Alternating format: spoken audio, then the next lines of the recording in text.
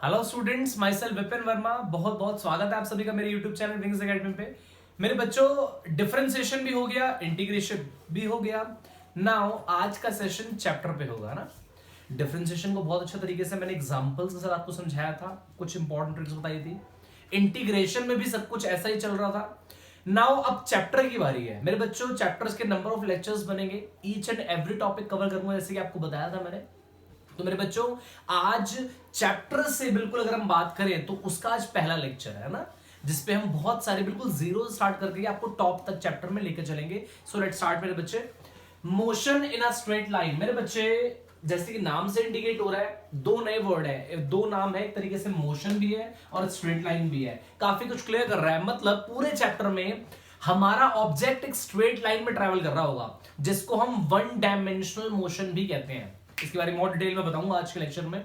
Motion, ये जो motion word है, इसी से मैं चैप्टर को आज स्टार्ट कर रहा हूं, बिकॉज ये मोशन में 9th क्लास में पढ़ा था, 8th में ही पढ़ा था ना बच्चे। 11th में क्या डिफरेंट है, कहां तक हम ऊपर पहुंचेंगे टॉपिक्स में, वो सब कुछ आपको पता चलेगा इस वीडियो में। बहुत ध्यान से हमारी वीडियो देखते रहना बच्चों। लेट्स स्टार्ट, है ना। नाउ सबसे पहली चीज बात आती है मोशन से, तो मोशन को लिंक करते हुए बच्चों मैं सबसे पहले टर्म लूंगा क्या, मैकेनिक्स मेरे बच्चों, है ना। बिकॉज कई बच्चे ऐसे हैं जो पूरी की पूरी 11th पास कर लेते हैं, बट दो वर्ड्स में कंफ्यूज रहते हैं। वर्ड्स कौन से भी क्लियर करूंगा। फर्स्ट ऑफ ऑल बच्चे, मैकेनिक्स, है ना। मैकेनिक्स अगर मैं इसको दो पार्ट्स में स्प्लिट करूं तो मोशन प्लस एनालिसिस मेरी भाषा में इज नोन एज मैकेनिक्स। मतलब ऑब्जेक्ट के मोशन की complete analysis is known as mechanics. ये बात हमेशा याद रखना बच्चों आप लोग। Motion plus analysis is known as mechanics. एक ऑब्जेक्ट के मोशन के बारे में complete information is known as mechanics. मेरे बच्चे, ये फिजिक्स की अपने आप में एक ऐसी ब्रांच है जिसमें ऑब्जेक्ट के मोशन में डीलिंग कर देंगे। ऑब्जेक्ट कैसे मूव कर रहा है, उसका प्रॉपर किस तरीके से मूव कर रहा है, वो सब कुछ वो मैकेनिक्स का पार्ट होगा, राइट बच्चे। सो फिजिक्स की एक तरीके से ब्रांच ही यही है। तो motion straight line is also part of mechanics हम बोल सकते हैं। बट मैकेनिक्स के भी सब टाइप्स हो सकते हैं बच्चों, ध्यान से देखिएगा। मैकेनिक्स को अगर मैं ऑब्जर्व करूं तो मुझे ये चीज बड़ी क्लियर नजर आएगी बच्चे। ये तीन टाइप में होते हैं बच्चों मैकेनिक्स की अगर हम बात करें। सबसे पहले मेरे बच्चों होता है स्टैटिक, है ना। दूसरा होता है बच्चे डायनेमिक मेरे बच्चों, और लास्ट में हम बात करेंगे काइनेमेटिक्स, है ना। काइनेमेटिक्स मेरे बच्चे, एक चीज ध्यान रखना मेरे बच्चों, ये तीन नाम है। हो सकता है काइनेमेटिक्स यहां भी आए तो कोई फर्क नहीं पड़ेगा, इससे हमें बेसिकली तीनों टाइप सीखनी है। स्टैटिक की अगर बात करूं बच्चे, स्टैटिक जैसे कि नाम से इंडिकेट हो रहा है, यहां पर बच्चे हम ऑब्जेक्ट को डील करेंगे कब, जब वो रेस्ट पोजीशन पे होगा। फिजिक्स की वो ब्रांच जिसमें कि हम ऑब्जेक्ट को डील करते हैं जब वो रेस्ट पर, इज नोन एज स्टैटिक्स, है ना। ये मेरी स्टैटिक ब्रांच है बच्चे। और दूसरा डायनामिक, जैसे कि नाम से पता चला डायनामिक। कीप इन माइंड, यहां ऑब्जेक्ट किसी एक्सटर्नल फोर्स लगाने पर मूव कर रहा होगा।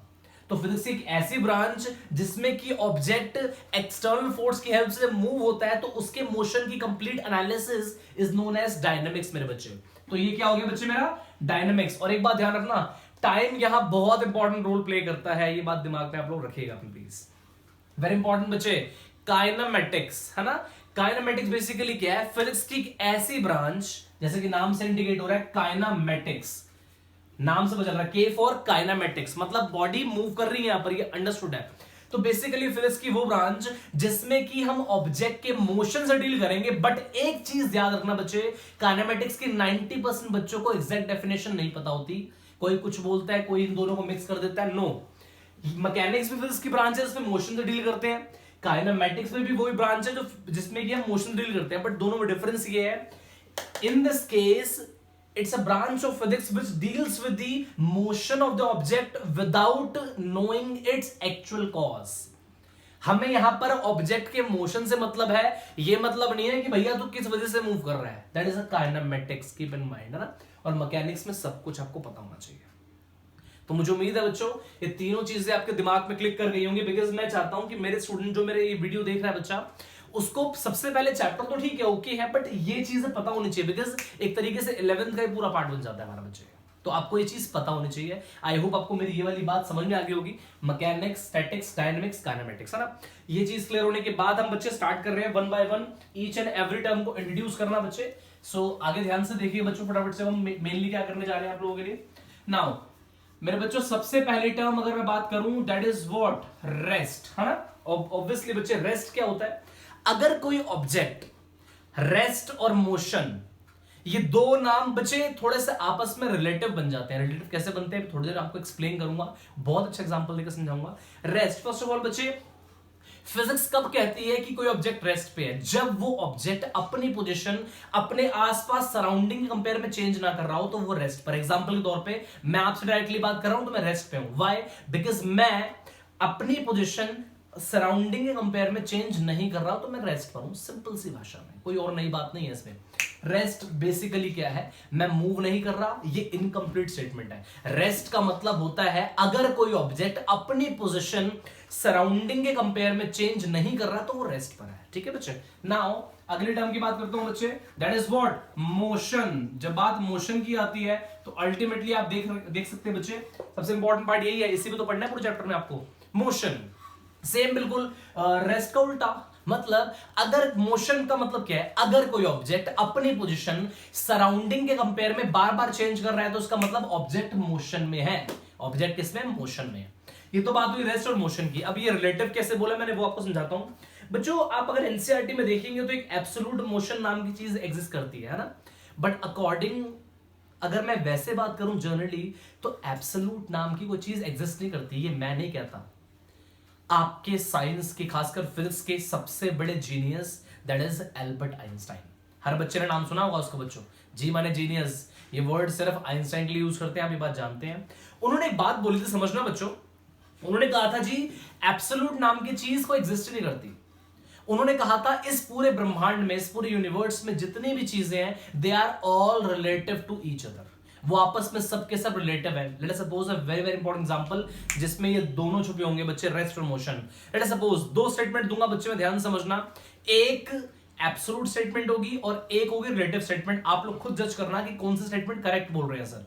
मैंने कहा बच्चे, अगर मैं एग्जांपल के तौर पे बात करूं तो सपोज कर लीजिए, मान लीजिए अगर मैं कहता हूं आप लोगों से, सपोज मैं क्लास में पढ़ा रहा हूं, ठीक है, सारे बच्चे बैठ के मुझे सुन रहे हैं और मैं क्लास में पढ़ा रहा हूं, और अगर मैंने एक लाइन बोल दी कि बच्चों मैं खड़ा हुआ हूं, तो ये स्टेटमेंट मेरी एब्सोल्यूट स्टेटमेंट है, राइट बच्चे।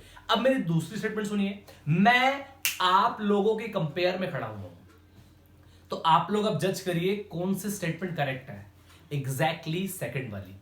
बिकॉज फर्स्ट वाली में जैसे मैंने आपसे कहा कि मैं खड़ा हुआ हूं, या जरूर ना सर मैं ही खड़ा हूं, इस ब्रह्मांड में बहुत सारी चीजें तो स्टैंडिंग पोजीशन में, तो आप ये नहीं कह सकते कि स्टैंडिंग का मतलब कि मैं खड़ा हुआ हूं, तो दैट इज एब्सोल्यूट स्टेटमेंट जो एक्चुअली में रॉन्ग है। अगर मैं कहता हूं बच्चे मैं मूव कर रहा हूं, तो वो भी एब्सोल्यूट स्टेटमेंट का पार्ट है, मुझे कंपैरिजन देना पड़ेगा एग्जाम्पल के तौर पे। यही कारण बच्चे हमारे प्लैनेट्स में भी सब कुछ होता है। जैसे हम बोलते हैं कि यार अर्थ तो रोटेट कर रही है, ऐसा ठीक है, बट अगर मैं ऑब्जर्व करूं तो वो रेस्ट पर है, या मून रोटेट कर रहा है, अर्थ रेस्ट पर है, ऐसा नहीं है। ये कंपैरिजन होता है बच्चे, कंपेयर कर सकते हैं आप, तब आप आंसर देंगे। तो इसलिए आइंस्टाइन की बात बिल्कुल करेक्ट है कि जितने भी एब्सोल्यूट मोशन होते हैं वो एग्जिस्ट नहीं करते। जितने भी चीजें, जितने भी मोशन इस ब्रह्मांड में हो रहे हैं, they are all relative to each other. तो इसलिए मेरे बच्चों ध्यान रखिएगा, रेस्ट और motion both are relative to each other, both are आपस में रिलेट करते हैं, रिलेवेंट टर्म्स है, बात ध्यान रखिएगा आप लोग। ठीक है बच्चे, इसका कंपैरिजन इससे होगा, इसका कंपैरिजन इससे, क्योंकि आपको पता है चाहे रेस्ट और मोशन दोनों में एक चीज का कंपैरिजन हुआ और वो है चेंज इन पोजीशन का। चेंज इन पोजीशन हुई तो ऑब्वियसली बात है मोशन, नहीं हुई तो रेस्ट। मेरी बात समझ रहे होंगे बच्चे आप लोग।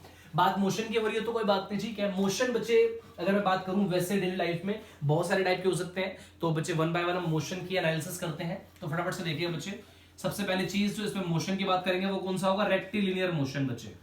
मतलब रेक्टिलिनियर और स्ट्रेट लाइन मोशन एक ही बात है बच्चे, है ना। अगर एक ऑब्जेक्ट का मोशन एक स्ट्रेट लाइन में होता है तो वो कौन सा मोशन है बच्चे? रेक्टिलिनियर मोशन है। ओके, नाउ दूसरी, सपोज इसका एग्जांपल आप हर बच्चे को पता होगा, सपोज एक ऑब्जेक्ट, कोई भी एक बंदा है, कोई भी एक बॉय है जो एक स्ट्रेट लाइन में मूव कर रहा है रोड पे, तो ऑब्वियसली वो स्ट्रेट लाइन मोशन कौन सा है? Rectilinear motion. नाउ मेरे बच्चे उसके बाद अगर हम बात करें कौन सा? Circular motion. चलो ये भी आपको क्लियर हो गया होगा कि ठीक है यार, सर्कुलर मोशन में सर क्या बताना चाह रहे हैं? अगर कोई भी ऑब्जेक्ट एक सर्कुलर पाथ फॉलो करता है अपने मोशन के दौरान तो वो सर्कुलर मोशन में है। बड़ा सिंपल सा एग्जांपल है बच्चे, मान लीजिए फैन अगर मूव कर रहा है तो ऑब्वियसली फैन के जो ब्लेड्स हैं वो अपने आप में सर्कुलर मोशन में हो जाएंगे। बिकॉज एक बात ध्यान रखना, सर्कुलर मोशन की खास बात है, आपने ये पाथ फॉलो करा तो इसमें एक बात नोटिस कर रहे हैं आप, ऑब्जेक्ट अपनी पोजीशन को कंटिन्यूसली चेंज कर करके बार बार ये पाथ फॉलो करेगा और इसलिए इसको बोलेंगे हम सर्कुलर मोशन। फैन के ब्लेड्स अगर आप नोटिस करेंगे बच्चे तो बिल्कुल यही सेम फॉलो करते हैं। अब ब्लेड्स जो होते हैं अपनी पोजीशन को बार बार चेंज कर रहे होते हैं with respect to the each other. अगर हम बात करें तो सर्कुलर मोशन का बहुत अच्छा एग्जांपल है। नाउ मेरे बच्चे ये भी क्लियर है। अगली टर्म बात करते हैं हम ऑसिलेटरी मोशन बच्चे। नाउ ऑसिलेटरी मोशन की अगर बात करूं तो बड़ा सिंपल सा, ऑसिलेटरी मोशन बेसिकली क्या होता है, टू एंड फ्रो मोशन, है ना, to and fro motion about its mean position, about its mean position. ये क्या बोलना चाह रहा हूं जरा थोड़ा सा एक्सप्लेन करना चाहूंगा बच्चों आपको मैं। मान लीजिए बच्चे सपोज मेरे हाथ में ये एक ऑब्जेक्ट है जिसमें बेसिकली क्या है, मैंने एक बच्चे स्ट्रिंग ले रखी है और उस स्ट्रिंग से एक स्टोन को बांध रखा है बच्चे, ठीक है, और मैं उसको एक फिक्स पोजीशन पे ऐसे रखा हुआ मैंने, तो आप नोटिस करना वो टू एंड फ्रो मूव कर रहा होगा, to and fro just like this. Example के तौर पे मान लीजिए ये बच्चे कोई कुछ इस प्रकार का अरेंजमेंट है ना, जैसे से बच्चे जैसे इसको रखेंगे आप नोटिस करना ये इसकी होती है मेन पोजीशन, मतलब वो पोजीशन जिसके अबाउट कोई ऑब्जेक्ट ऑसिलेट कर रहा है वो मेन पोजीशन है ना। नाउ अब मान लीजिए ये यहां पर आ गया जस्ट लाइक दिस, है ना, तो बच्चे आप नोटिस करना the two and fro motion, the to and fro motion of an object about its mean position is known as what, oscillatory motion बच्चे। एग्जांपल है सिंपल पेंडुलम, बहुत अच्छा एग्जांपल है बच्चे, एक सिंपल पेंडुलम का एग्जांपल, क्लॉक का pendulum होता है वो भी एक सिंपल पेंडुलम का एग्जांपल है और वो भी एग्जांपल किसका, ऑसिलेटरी मोशन का। इजी है बच्चे, ऐसे बहुत सारे एग्जांपल हो सकते हैं। एक यू शेप ट्यूब का एग्जांपल ले सकते हो बच्चों आप। यू शेप ट्यूब बेसिकली क्या है, एक यू शेप का कॉलम ट्यूब है जिसके दो एंड्स होते हैं, फर्स्ट एंड सेकंड एंड बच्चे। एक एंड पे एयर को ब्लो करवाते हैं, इसके अंदर लिक्विड फिल होता है, तो जब एयर इसके अंदर फिल होती है तो आप नोटिस करना यहां का लिक्विड कंप्रेस हो जाता है, नीचे की तरफ आता है, जितना लेवल नीचे आ गया लिक्विड का अगले अगले हमारे एंड पे लिक्विड कॉलम उतना ऊपर चला जाता है। तो बेसिकली होता क्या है, जब वो लिक्विड ऊपर से दोबारा नीचे आता है तो वो भी टू एंड फ्रो मोशन ही करता है, तो वो भी अपने आप में कौन सा है, ऑसिलेटरी मोशन है।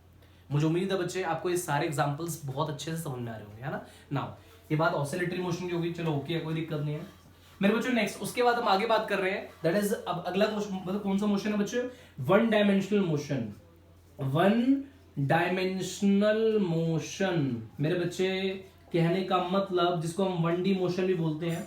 और वन डायमेंशनल मोशन बेसिकली क्या होता है बच्चे, एक ऐसा मोशन जिसमें ऑब्जेक्ट सिर्फ एक ही एक्सिस पे मूव कर रहा हूं। सपोज एग्जांपल मैं एक स्ट्रेट लाइन में चल रहा हूं तो मैं अपने आप में 1D मोशन में हूं, बिकॉज मेरा सिर्फ एक ही कोऑर्डिनेट चेंज हो रहा है। अगर बच्चे आप इसको कोऑर्डिनेट सिस्टम से कंपेयर करेंगे तो आपको बहुत अच्छे समझ में आएगा।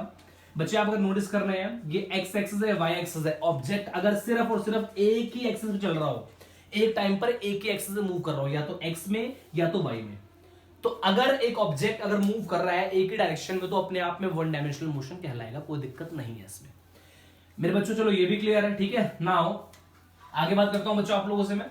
अब देखना बच्चों टू डायमेंशनल मोशन ना, 2D motion, two dimensional motion. Now मेरे बच्चे बेसिकली सिंपल सा फंडा है, 2D मोशन ऐसा मोशन जिसमें ऑब्जेक्ट बच्चे एक्स में मूव कर रहा है, वाई में मूव कर रहा है। बहुत प्यारा एग्जांपल बच्चे, मैंने सपोज मेरे हाथ में एक ऑब्जेक्ट है, मैंने इसको सिंपली एयर में थ्रो कर दिया। जब बच्चे मैंने इसको एयर में थ्रो करा तो आप नोटिस करना ये ऑब्जेक्ट एक्स से भी डिस्टेंस कवर कर रहा है, वाई से भी डिस्टेंस कवर कर रहा है। नहीं समझ में आया ना, कोई बात नहीं, एक और अच्छा एग्जांपल है। तो मान लीजिए बच्चे आप में से जो बच्चा कोई वीडियो देख रहा है, सपोज वो मेरे सामने खड़ा है और मैं उसके सामने खड़ा हूं, मेरे हाथ में एक बॉल है, मैंने उस बॉल को उस बच्चे की तरफ फेंका, है ना। वो बॉल पहले मेरे पास थी, अब उसके पास चली गई, तो बॉल ने क्या करा, वो बॉल ए और बी दो पॉइंट है, मैंने ए से बॉल को फेंका और वो बी तक गई। ऐसे सपोज करना बच्चे, जब बॉल यहां से यहां तक गई तो नोटिस करना बॉल ने एक्स तो डिस्टेंस कवर करा ही करा, साथ में इसका वाई कोऑर्डिनेट भी तो वेरी कर रहा है साथ साथ बच्चे। एयर के थ्रू गया तो हर पॉइंट पर वाई, देखो उसका वाई कोऑर्डिनेट वेरी कर रहा है, तो उसका मतलब ये अपने आप में 2D मोशन हो गया मेरे बच्चों, ठीक है। इसने एक्स पे डिस्टेंस कवर करा, वाई पे डिस्टेंस कवर करा, इसका मतलब अल्टीमेटली जब ये मूव कर रहा था तो इसके दोनों कोऑर्डिनेट्स एक साथ वेरी कर रहे थे, तो hence it is a 2D motion.